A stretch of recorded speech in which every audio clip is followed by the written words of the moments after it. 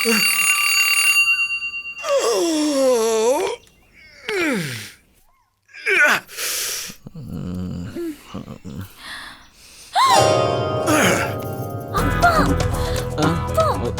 அப்பா வரதுக்கெல்லாம் டைம் இருக்கு. ஐயோ அப்பா எழுந்திருச்சிட்டாரு, முதல்ல கிளம்பு.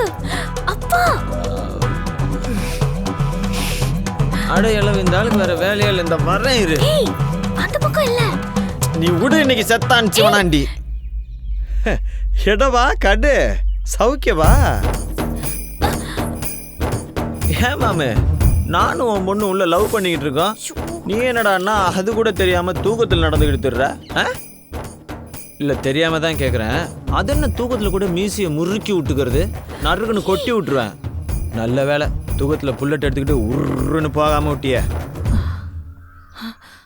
மாப்பிள்ளை இப்ப வீட்டுக்குள்ள வந்தீங்க? ஹை, உங்க அப்பா இப்ப தூக்கத்திலாம் பேச இப்ப உண்மையிலே முழிச்சிட்டீங்களா? மாப்பிள்ளை கிட்ட கொஞ்சம் பேசுற. கதவை சாத்துக்கடா. கதவை திறங்கடா, மாப்பிள்ளை ஓடணும்.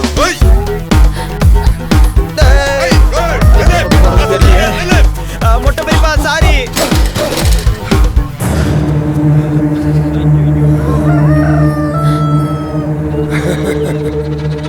காதலுக்கு நேரம் வந்துருச்சு.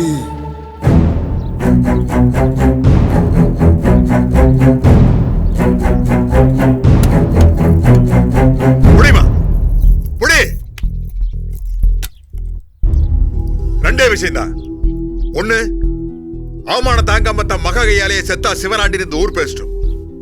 அப்படி இல்ல, நான் பாக்குற மாப்பிள்ளையை கல்யாணம் பண்ணிக்குவேன் சத்தியம் பண்ணு. 1000 தான் இருந்தாலும் சிவனாண்டி மக தான் இருந்து ஊர் பேசிட்டோம். சொல்றியா? சத்தியம் பண்றியா? சொல்றியா? சத்தியம் பண்றியா? சொல்லு. நல்லா வாயை திறந்து சொல்லு. சத்தியமா நீங்க சொல்றவர்தான் கல்யாணம் பண்ணிக்கோ. உன் வார்த்தையை நான் நம்புறேன். வீரண்ணா, செக்காவட்டிக்காரனை வந்து பொண்ணு பார்க்க சொல்லுங்க. முடிஞ்சா தாம்பூல தட்டோட வந்து நிச்சயம்னு சொல்லுங்க.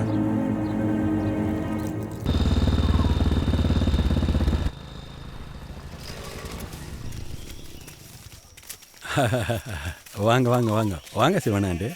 கடைசி பொண்ணு கல்யாணம் வச்சிருக்கேன், வந்து வாழ்த்திட்டு போங்க. கண்டிப்பா வரேன் சிவனாண்டி. சிவனாண்டி, அடுப்புக்கு பத்திரிக்கை கொடுத்துட்டு துடுப்புக்கு பத்திரிக்கை கொடுக்காம போறியே.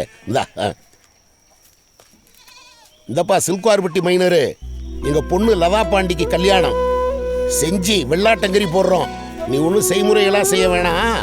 சாப்பிட்றதுக்குன்னு ஒரு சங்கம் வச்சிருக்கீங்கல்ல, நீங்க எல்லாம் வந்து திருப்தியா சாப்பிட்டுட்டு போங்க. வாங்கப்பா போலாம்.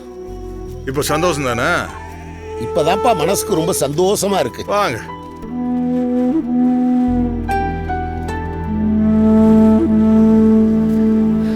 மனசு ரொம்ப கஷ்டமா இருக்குப்பா.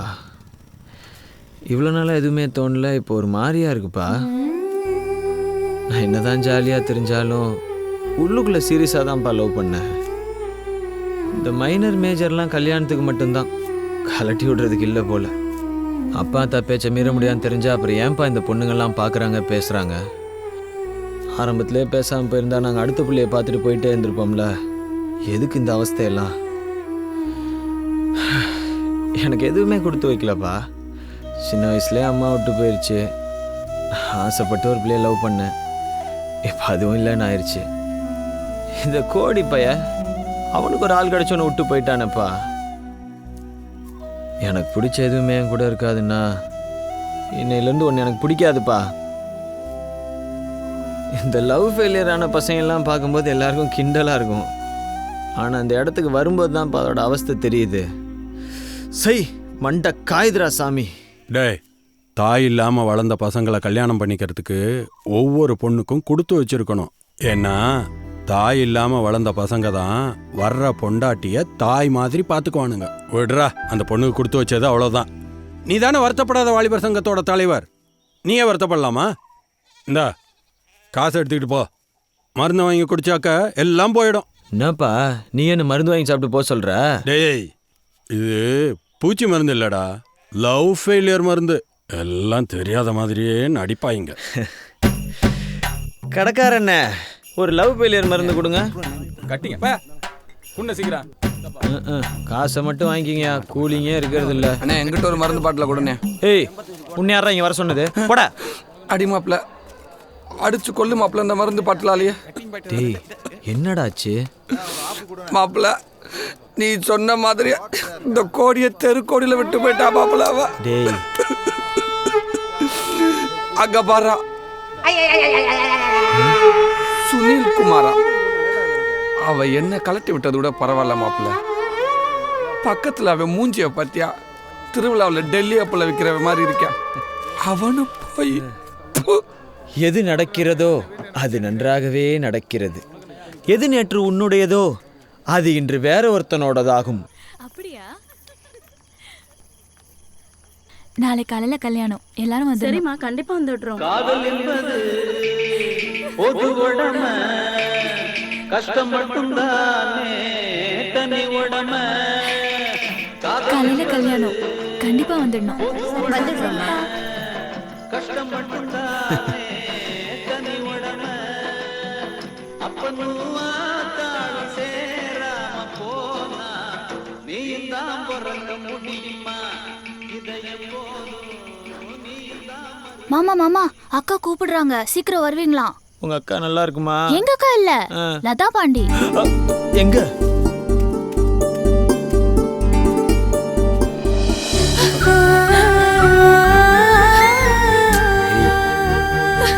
ஏய்,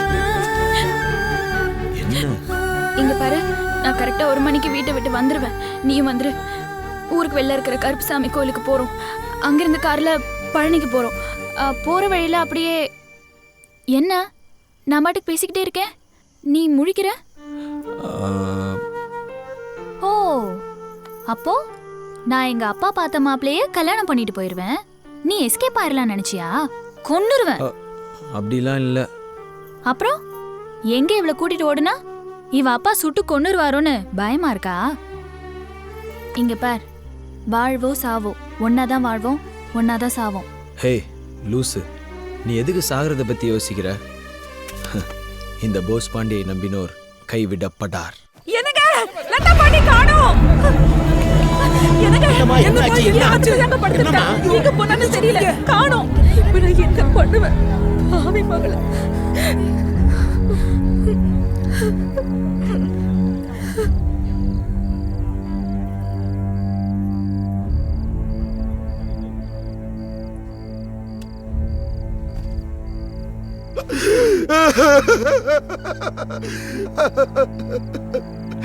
இத்தனை நாளா கட்டி காப்பாத்த கௌரவம் ஒட்டு மொத்தமா ஒரே நாள்ல போயிடுச்சு.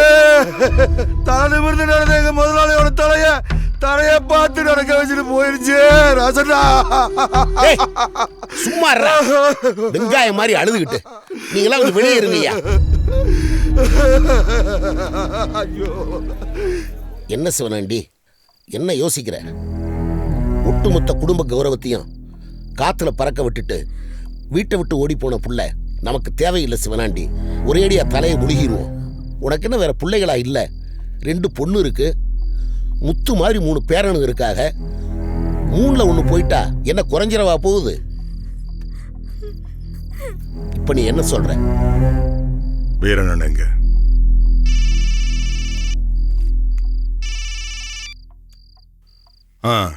சொல்லு.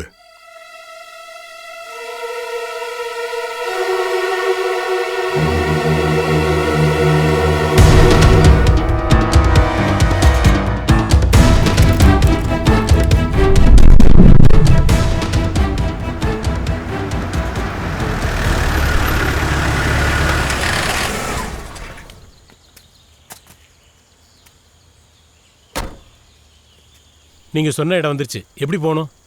இனிமே வண்டி போகாது, நடந்துதான் சார் போகணும்.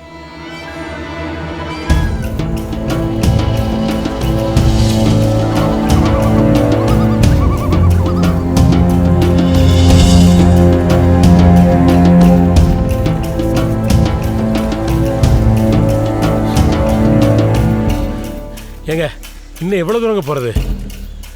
அதான் ஒரு மேடு தெரியுதுல்ல சார், அங்க போனா பாத்துடலாம். இன்னொரு மலையா? சார் நடங்க. எங்க சார்? நான் சொன்ன மேடு தான் சார். சார் போங்க சார், நான் போறேன் சார்.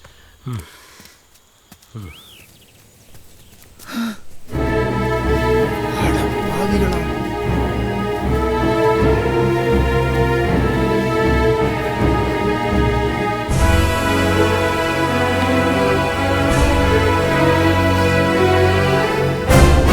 என்னையா அது?